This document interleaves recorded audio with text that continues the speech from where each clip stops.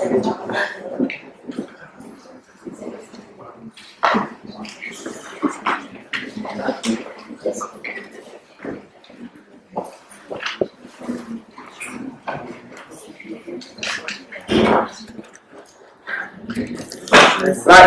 should I begin? Quite nervous, but thank you. Good afternoon, everyone. Good afternoon, Madam Principal, admins, colleagues, teachers, and friends alike. Today, I'll be presenting on behalf of the Art Faculty of predate a presentation, something about art, entitled Art in the Eyes of Society, Education, and Science. A brief introduction. As you might know, my name is Azim. I've been teaching here for almost 3 years now, still quite new, still a lot to learn, a lot of mistake, but more for improvement. I studied 5 years in Newcastle, graduated with fine arts. I majored in installation and minored in art history. Now, it's pretty much a vague title, so it has a lot of suspense in it, really.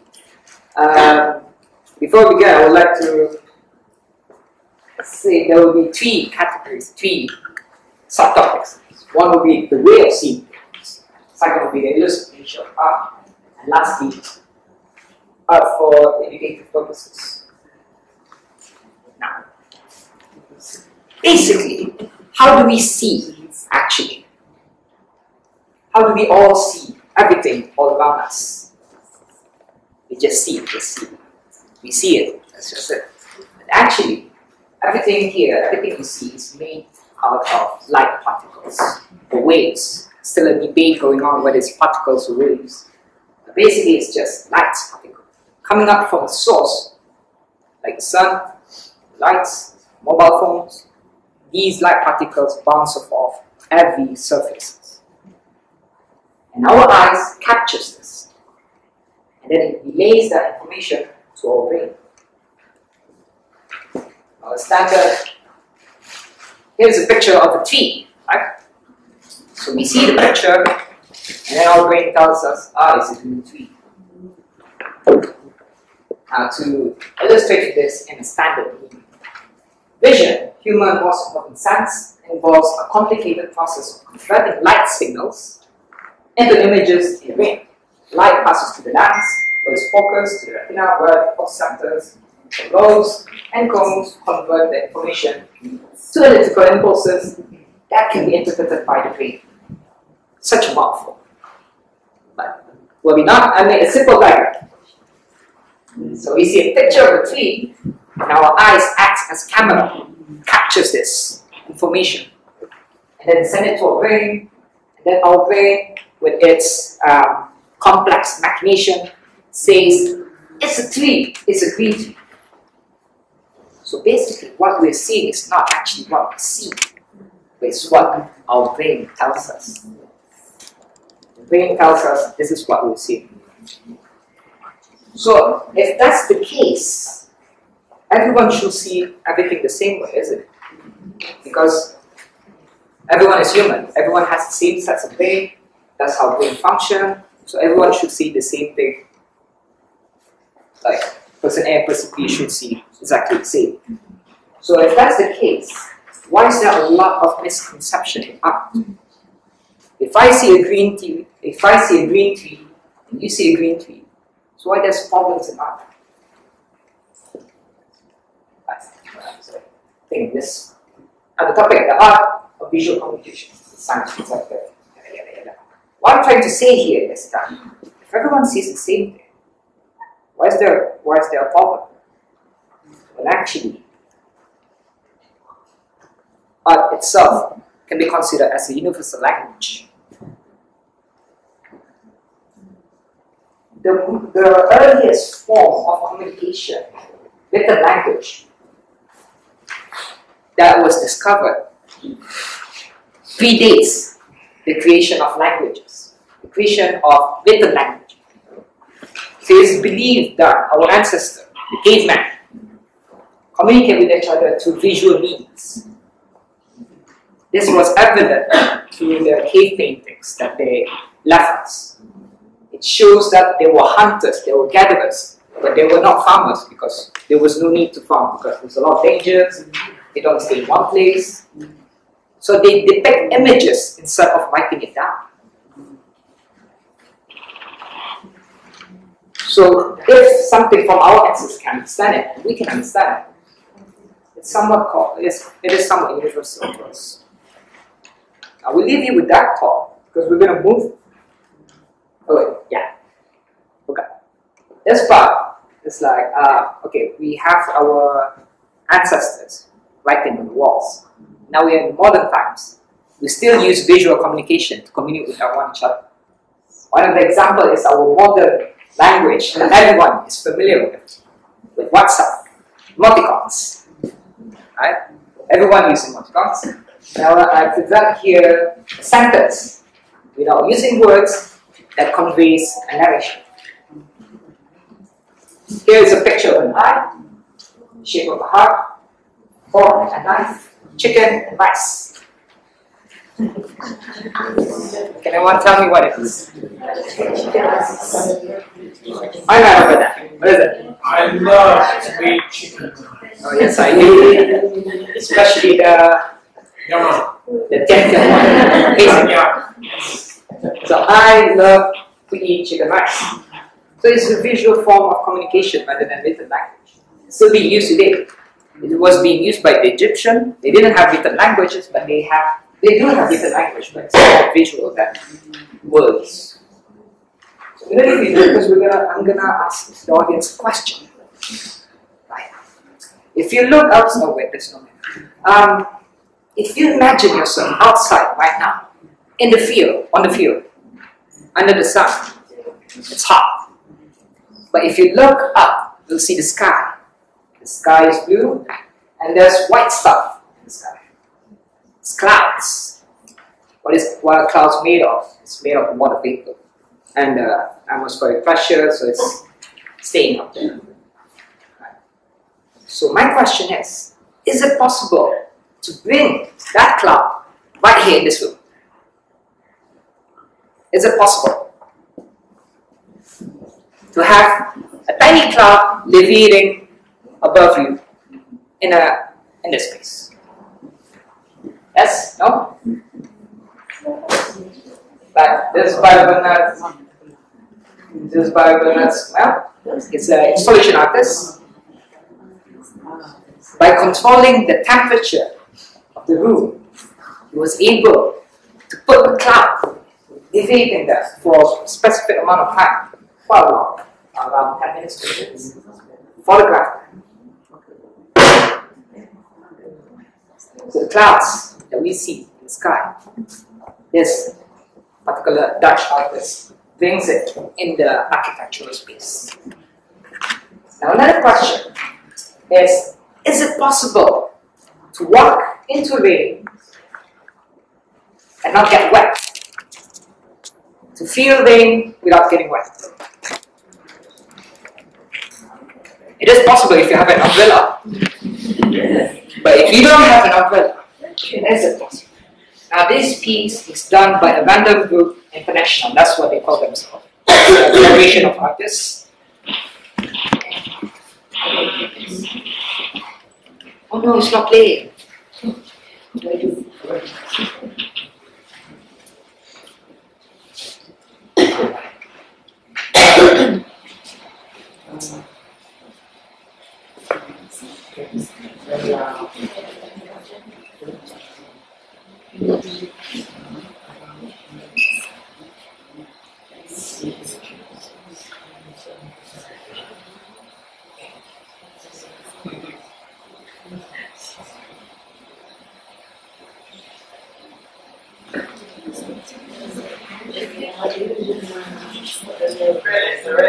Not only is it raining in the north, but I'm not even getting the slightest slip wherever I go.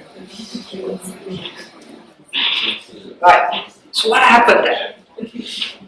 The guy walks in the installation of rainwater, but did not get wet.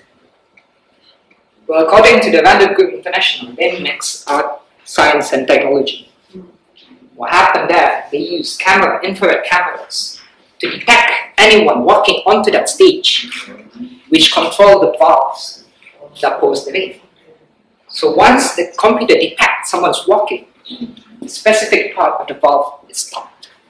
So he will not get wet, like a circle. So why am I showing these two examples?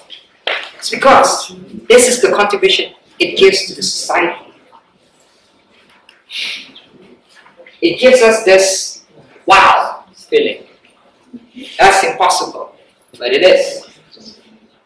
It gives the society hope, it gives them inspiration, it nurtures the mind. The idea of art is to engage the audience. If the audience is not engaged with that particular work of art, then it's not a work of art, it's a prop. So it has to engage the audience, it nurtures the audience through grabbing their attention, at the same time relays information. It's a very powerful medium. I'm going to say a little bit about avant-garde kitsch by Clement Greenberg. It's one of the prominent writers at the time. Speaks a lot about the idea of art in terms of avant-garde and kitsch. Avant-garde can be loosely translated into high art and low art. Why is this important? Because because Clement Greenberg says that in a culture, in a society, there's always the one that brings the culture forward, while the rest of the majority follows it. It's always that way, because without avant-garde and kitsch, you'll have a culture that just repeats itself over and over again until it loses its value and purposes.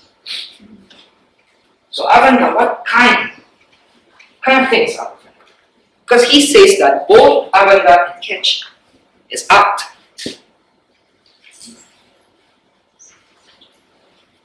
Now, Clement says that the first prototype, the first few items, work of art that's new, that's progressive, is avant-garde. While things that follows the avant-garde, which was replicated over and over again, is considered as kitsch. Kitsch is a German word for market, which means it can be sold, it can be bought. Avant-garde, however, cannot. Clement Greenberg says that artists belongs in the same realm as mathematicians, innovators, inventors, because art demands progress. It demands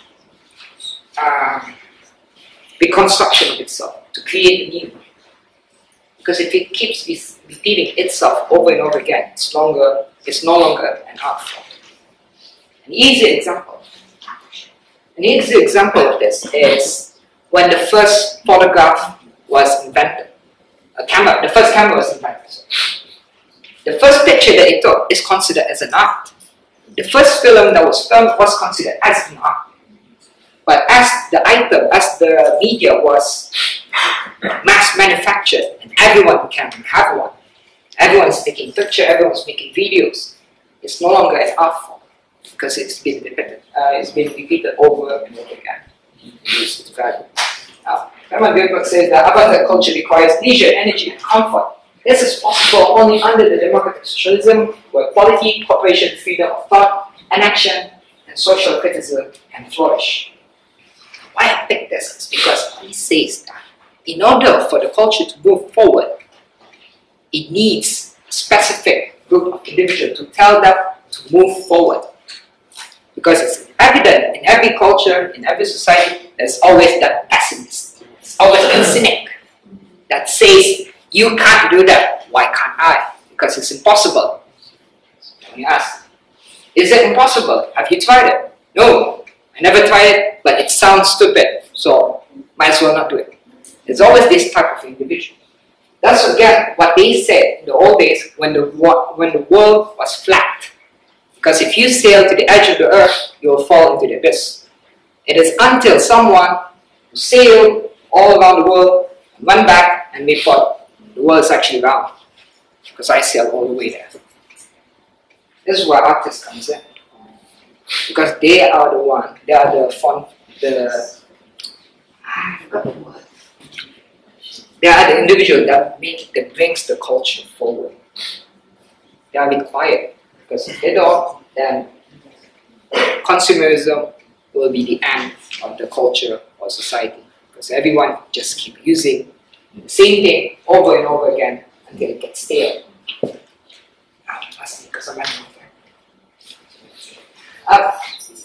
So art in education, what does it give? What does it contribute in the education system? So we know that art contributes something to the society or the education. Well, first and mostly, everything that you see, paintings, sculptures, are actually documented, historical documents. Because there's a quote says that history is written by the victors. Basically, history is shaped by whoever is controlling at that time. So any written words that can be heard, that can be read easily by anyone, is controlled by a specific group, specific leader. But in art, artists have this. They have this language, which only those who study academics of art can understand. And they leave these codes, they leave these hints, subtle hints, to say what actually happened during that time. This is in the I think 7th century, during the Vatican era. This is by an art patron by Pope Julius II, and it's painted by Michelangelo. Now this person is the most powerful one during that time. Whatever he says is law. Nobody dares to say otherwise. Because if you do, you get it. Michelangelo, when he was told to paint an imagery, he didn't want to, but eventually he had to. So he painted this picture. It looks a glamorous picture, celebrating that someone. But what's hidden there is a small gesture, a signal of the fake. Nobody knew about this until the recent time. What does this mean? It's actually meant that the artist did not like this person at all. So he laid hidden clues that he was telling that this person is actually not good at all. But everyone, historians, celebrated this person as the greatest. That's what artists leave humanity with. Part of history, documented history. What else does it give aside from history, studying history? Appreciation. From a single glance of this picture, there's just a woman handing a bar. The painting is titled as The Bar at the Forest Measure. Yes, from a single glance, it's just a woman handing a bar. But if you look closely, there's a lot of things going on around here. It looks like the woman is looking at us, but actually she's not. It looks like she's looking at this guy, but actually, again, she's not. It's that she's looking at the background. What's happening here? Because this painting, this one of the painting to celebrate the era of industrial revolution. It was the first when mankind discovered steam power that jumpstarted the industrial revolution. So again, it's a piece of historical document.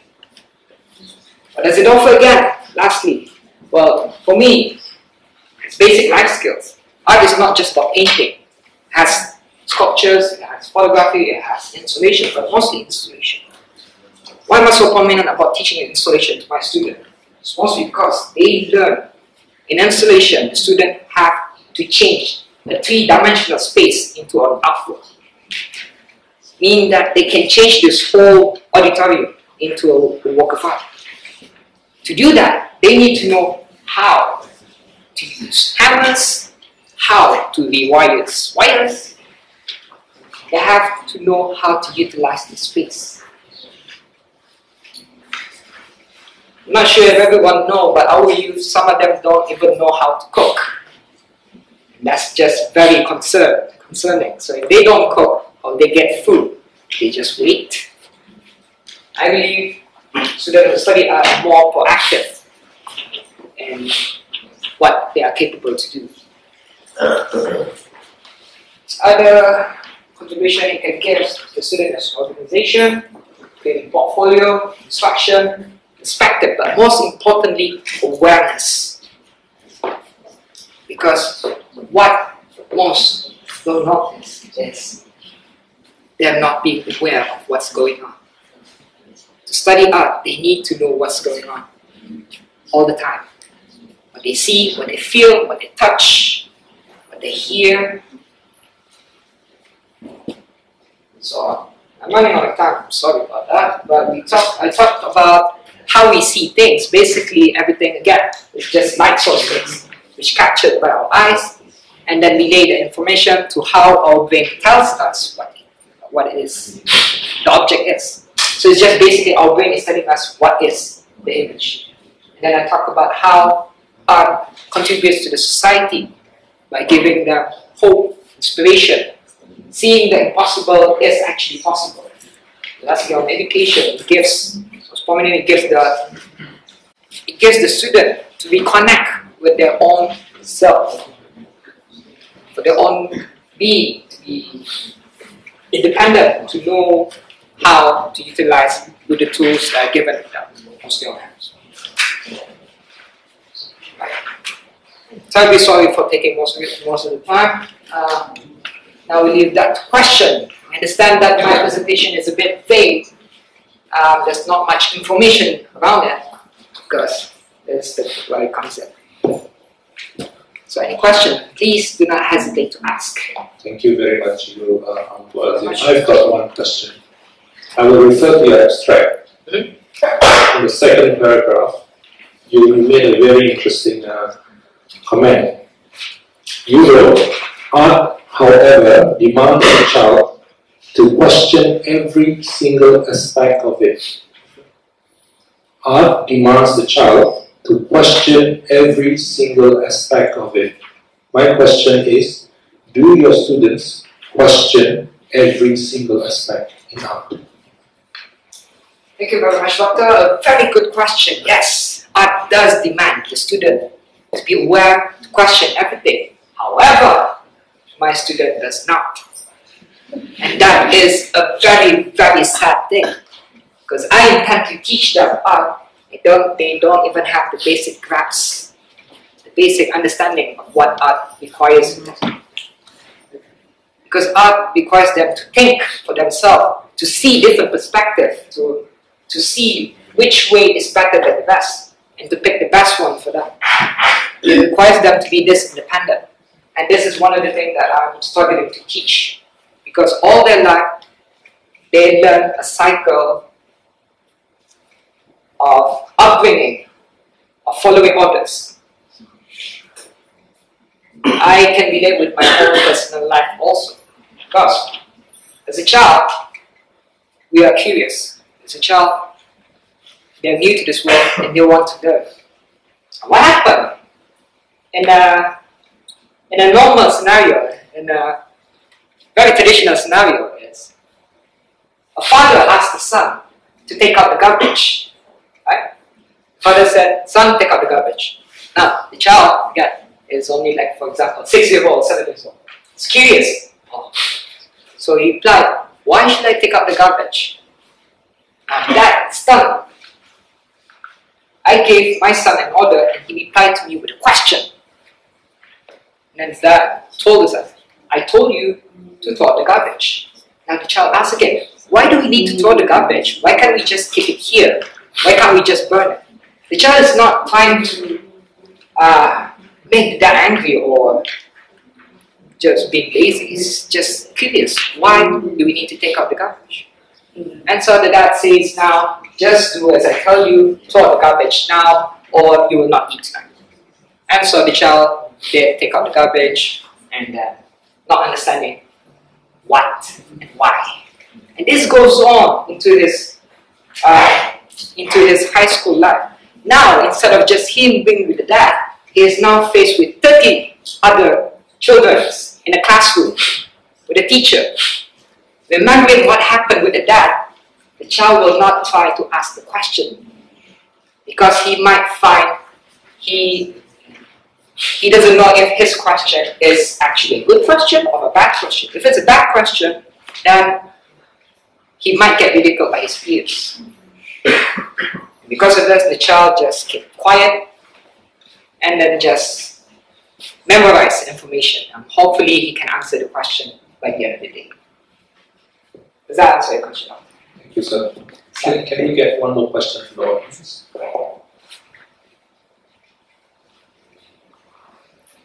I'm going to ask, how do art makes money? Because that's the million-dollar question, isn't it? Because sadly, most of my students do not pursue art after A-level because there's limited choices for what they can do with art. They fail to see, most fail to see what art can do. What do you think is the future of creative art industry? Future of creative industry. Again, thank you very much for the question. It's a very, very fragile question, a fragile thing to happen actually. Because nowadays, it's been voiced out that art should be recognized. A part of me says, that's a good thing. Now people will appreciate what I do. The other part of me says, oh no, that's a bad thing. Because we will have a surge of numbers of people declaring themselves as artists, declaring themselves as photographers with limited knowledge, and it's going to tarnish the whole idea of art. So the other part of me says that this will open up a new opportunity, future, what it can give, future, what it can contribute to the society again, to nurture the minds, to make large installation, large exhibition, to show to the society, to the people that the creative industry is something to look forward to. It's something that you can go to have to wash your mind over the things that you think is impossible. Mostly just, as they say, get culture. Again, as I say, art demands the audience to engage. This is not television or film where you just sit passively and just absorb information. Art requires the audience to think, to question, to realize what they see and how does it reflect to their own self. Can I ask a question? Yes, Mr. You know, sometimes we're invited to attend a art gallery show, and for people who are not, familiar with art, how are we going to, sometimes some art is very abstract, and how do we, how do we really fit into that room? Because last time I attended an art show, and the artist asked, so what do you think about the art? And how I always say, well, it's very nice, but it seems like that is not the right answer. So how should we behave, or what should we say to the... Very interesting, Charles. Thank you for that question. Actually, that relates to Om's question. I say about how this could be a good thing, how it can be a bad thing at the same time. Because the search of incoming people, or numbers of people declaring themselves as artists with limited knowledge, they enjoy to bask in this idea of, oh, I'm in an artist group, I'm with the high society now, I paint. Which is bad, because, go back to this part, as art is a universal language. It's supposed to accommodate almost at everyone, at any age, any race, any gender. Art is supposed to reach to that natural instinct that we have, visual language, into a gallery, and just see things as the way they are. Even if they don't understand what it means, just being there to experience how these different individuals are capable to unleash their mind at a phenomenal state may rub off to those who do not have the same talent. Even if that person does not paint, does not draw, by seeing artworks, by seeing installation, it can give birth to a new idea, a new perspective to that particular someone, regardless any background in art or not. Just one more question, Azim. There was a piece, there was a photo yesterday in The Guardian, and it was a comic. Okay. And I was trying to understand the comic because the headline had something to do with an anti-Christian message as well as an anti-Semitic message. And I was trying to understand that piece of drawing. It was actually done by an Indonesian.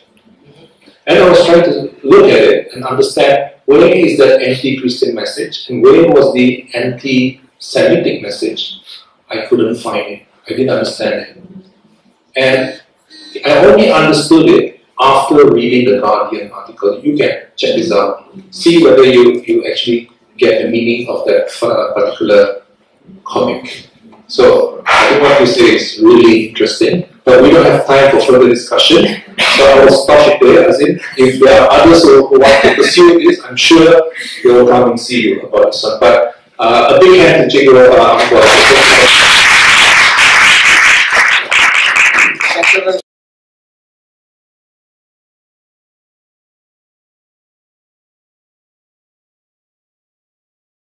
and colleagues. I think my time is getting shorter, so